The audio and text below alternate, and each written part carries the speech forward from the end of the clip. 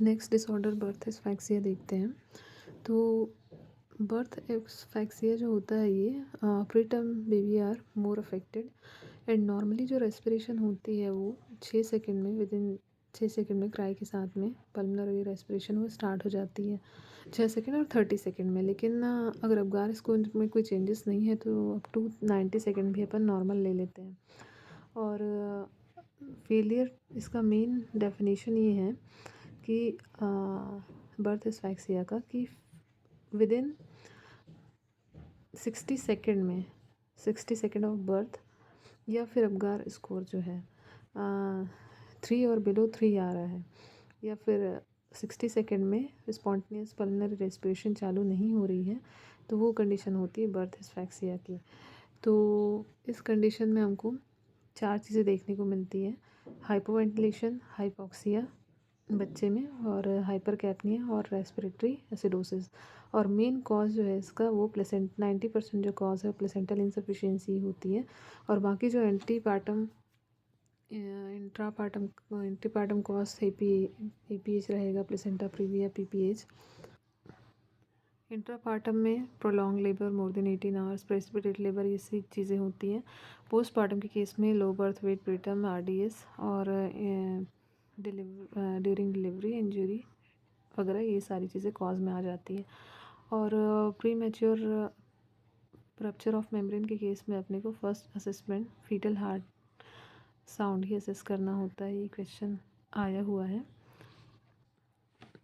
और ये क्वेश्चन भी आया हुआ है कि विद इन एम्स में कि विद इन 60 सेकेंड और अबगार स्कोर 3 या बिलो 3 है, उसमें पल्मोनरी रेस्पिरेशन स्टार्ट नहीं हो रही है, कंडीशन बर्थ एस्फैक्सिया रहेगी।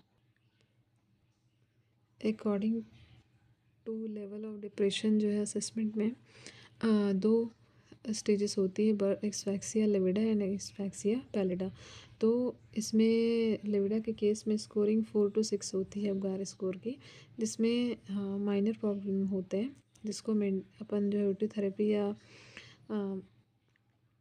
नॉर्मल सक्शनिंग दे के मेंटेन करते हैं। और एस्फैक्सिया पैलिडा के केस में सीवियर कंडीशन रहती है, जिसमें स्कोरिंग 0 to 3 या बिलो 3 रहती है। तो इसमें सीवियर ये रेस्पिरेटरी डिप्रेशन, कोलैप्स और शॉक की कंडीशन रहती है। मैनेजमेंट में देखते हैं कि बच्चे को प्री वार्म टॉवल में रिसीव करना होता है to maintain temperature and initiate crying initiate करवाना होता है। बेस्ट मेथड होता है बाय सोल फ्लिकिंग, सोल को एक टेप करते हुए और बैक रब करके ये करवाना होता है, और सक्शनिंग भी देनी होती है।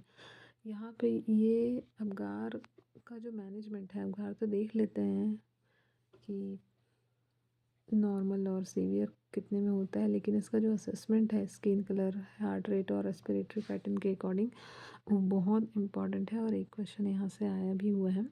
तो देख लेते हैं, नॉर्मली अगर heart rate more than 100 beat per minute है, रेस्पिरेशन भी रेगुलर है, और स्किन कलर भी एक्रोसाइनोज्ड है, मतलब जो एक्सट्रीमिटीज़ है वो ब्लू है, बाकी बॉडी पिंक है, तो उस कंडीशन में हमको कोई ट्रीटमेंट की ज़रूरत नहीं होती, रूटीन केयर ही देना होता है।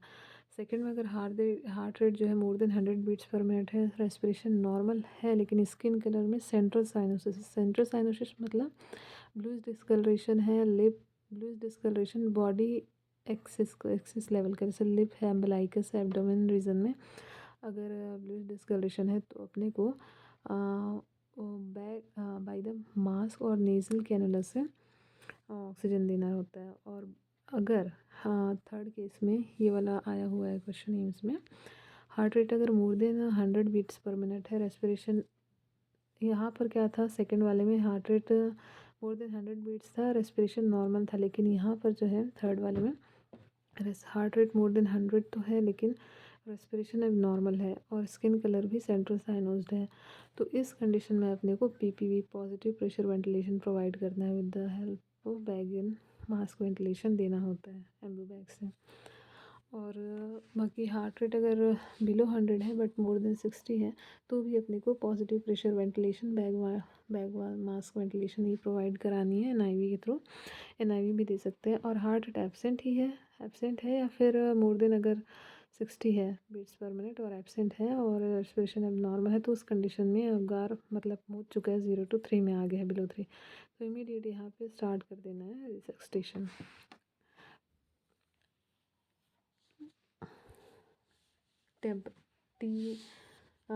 Bye the temperature maintenance airway breathing circulation की हेल्प से।